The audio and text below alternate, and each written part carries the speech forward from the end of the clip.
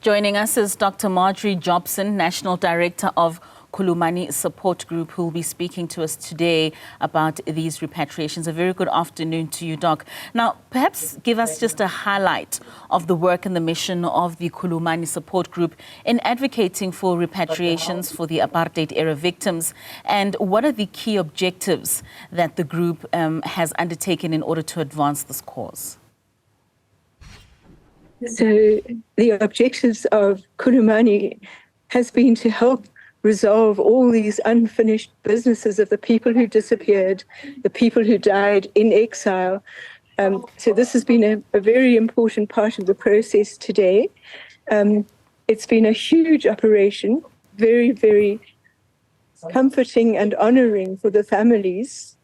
All the families were there. And it's an objective that we hope to see even for the families of the disappeared, because those are the cases where you don't know where a person was buried. You know, you only have information of the last time they were seen and where they were taken. So, but this is to bring back 49 bodies of the exhumed is an incredible achievement. We heard very moving stories of how those veterans, the bodies of the veterans, were honored before they left Zambia and Zimbabwe. So it's been a long thing for the families. They've been here since daybreak because you pass over the spirits at the Isivivani, and you do that at daybreak. So it's something that I think is giving people a lot of hope that we will finally bring this to some kind of closure. The job is still very big. People tell me that. Of course, Doc. It's certainly very big. I just want to know and understand, in terms of Khulumani Support Group and this particular repatriation, were there any involvements that you engaged with government in ensuring that the 42 that have been repatriated are now back in the country? We didn't have a role in that. Missing Persons Task Team were mainly involved, and the South African Heritage Resource Agency, because they've had to do the confirmatory DNA, in Zambia and Zimbabwe.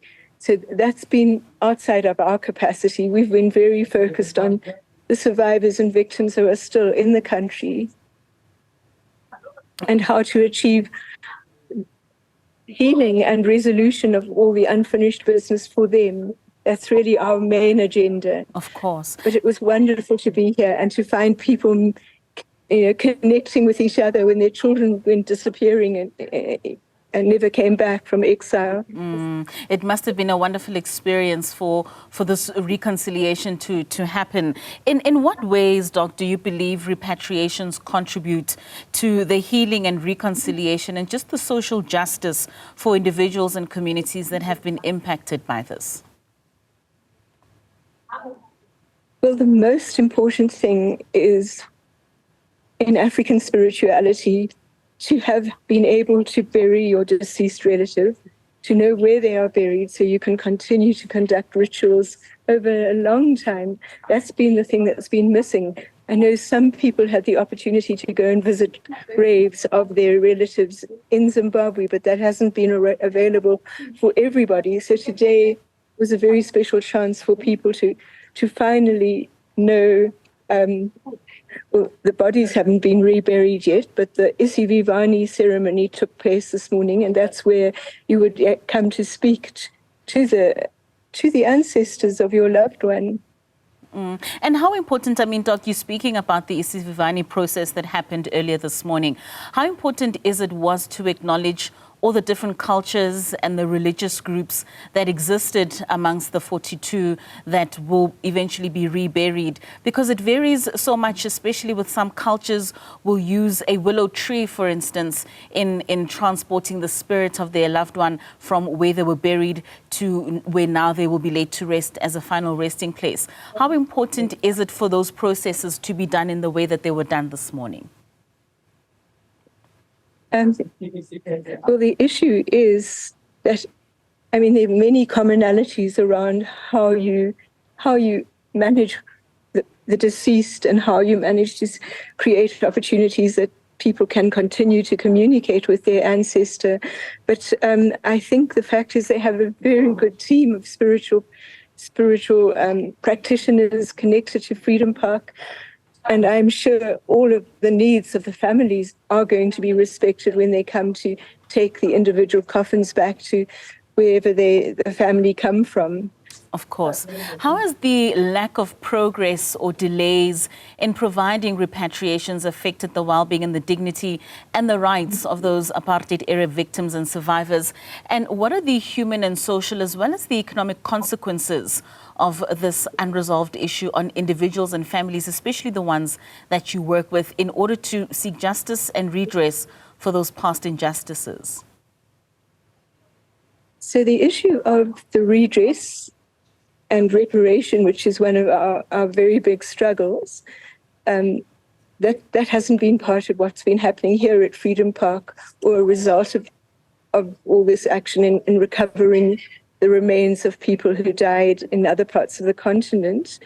That is an ongoing struggle because there hasn't been a consensus within government that is the road they're going to travel. I'm very excited because we are being approached by young people who've joined and formed an organization called Reparations Alliance for Africans. So I am very grateful that younger people are picking up the baton and trying to make sure that there is a form. Reconciliation needs these kinds of ceremonies and also a reparation support for families because families were devastated. I mean, many of these people, the majority of the people whose remains were in the ceremony today were men. I think I only heard of one woman's name. So it's very much, at that time, those men were key people in their families. And it's very heartwarming to have done what happened today. But the issue of the economics of what people continue to have to carry and struggle with is not yet resolved because that really requires the completion of the promises for reparations. And so this Reparation Alliance for Africans is partnering with Khulumani. We're very, very grateful. I think it's going to help us, and especially having young people stepping up and taking on all the advocacy will be just extraordinarily helpful for families as well. It's like an injustice that has never been fully addressed, even though we have the power to address it. Well, Doc, just on that note and as a parting shot, just talk to us about the work of Khulumani's support group in terms of how it intersects with the broader efforts to address historical injustices in promoting transitional justice and a more inclusive, democratic and equitable society in our country. And what role does civil society play in advocating for these reparations that you make mention of? So, Khulumani's focus is healing, reconciliation and redress. So those are the all-encompassing overriding objectives of Khulumani. We've actually moved a lot into offering possibilities for healing because we've been such a wounded country, and it's only very recently that there's been a willingness to talk about the wounds that people continue to carry.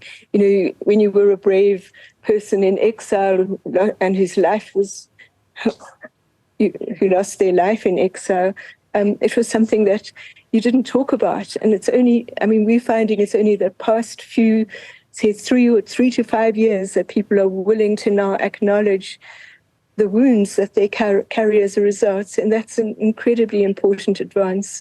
The reparations struggle is much more challenging.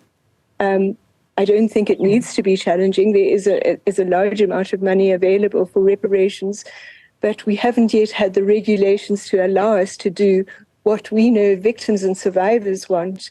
And it was interesting to know that the regulations that allowed today's event to happen, there's been a long process involved in writing those regulations.